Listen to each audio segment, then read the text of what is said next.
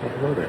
This is Father Dominic from Holy Trinity Puberty at PDX Airport, getting on with my friend. While I'm waiting, I thought I would record my weekly video and talk a little bit about tabernacles.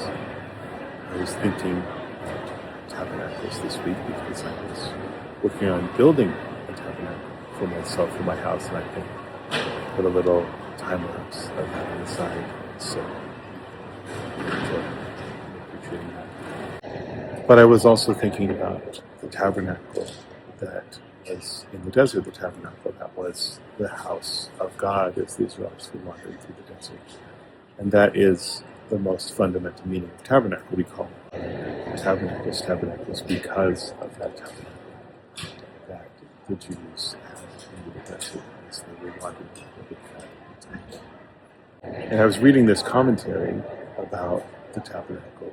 And I was reading the commentary because last year I started to read the Bible in a year, or to listen to Bible in a year. Father Mentioned that program. The reason why I was doing that was because I've never read the whole Bible, actually, which is pretty embarrassing. I was a seminarian for like 20 years, I've been a priest for 5 years, and I never read the whole Bible. I tried, and I always got bogged down, so I'm like, well, maybe I'll do this Bible in a year podcast, and I can just listen to a little bit every day and make it through. And I got up until, as most people do, Leviticus, Numbers, and I was listening to this, and I was like, this is crazy. This doesn't make any sense. And so I thought, well, what I need to do is I'll stop this, I'll go and get a Bible commentary, and I'll read a Bible commentary about this a little bit. Maybe that will help me to understand a little bit more what's going on here. So I've been reading that Bible commentary. For the most part, I just took it to the confessional on my Kindle.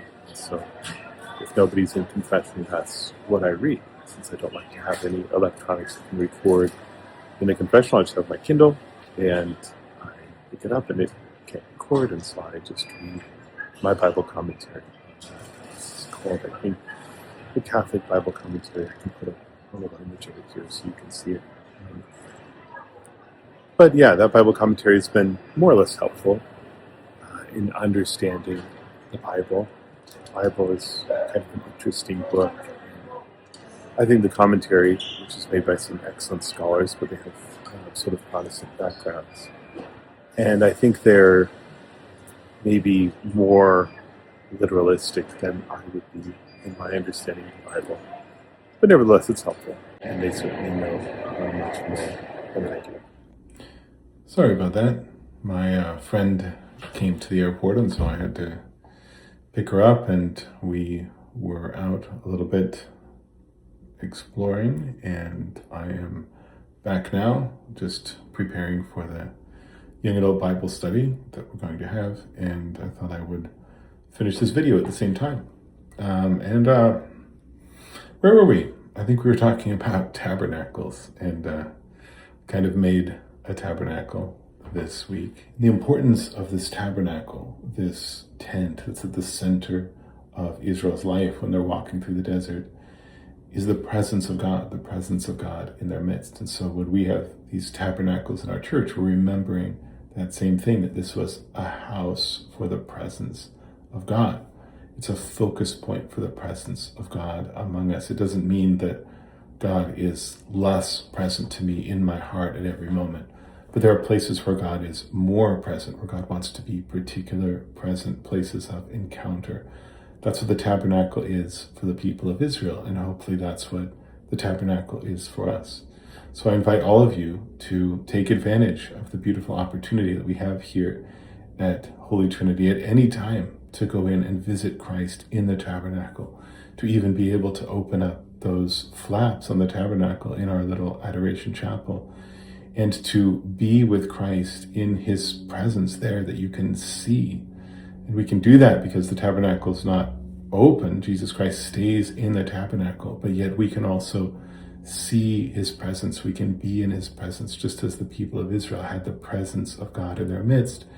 And yet this is even more so. It says in the book of Exodus that Moses saw God face to face, but then it also says that Moses could only see God's back. So there's a sort of a both there and a not there. And we also in the Eucharist have this experience that we see God's presence, and yet it's in the sign under the appearance of bread, under the appearance of wine. And nevertheless, by faith, we want to be in that presence of God. We want God's presence to be in our hearts.